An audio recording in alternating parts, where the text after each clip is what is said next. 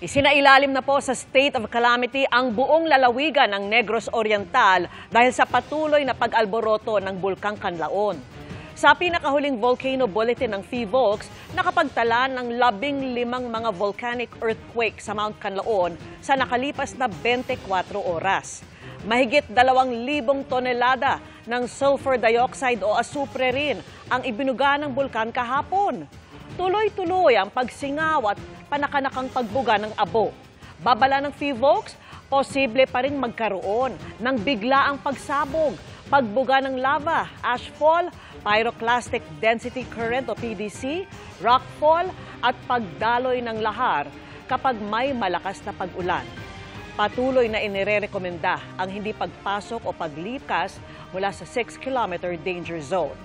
Ang LGU naman ng Negros Occidental, target palawigin ang pagtatayo ng tent cities para sa mga residenteng ililikas sakaling pumutok ulit ang bulkan.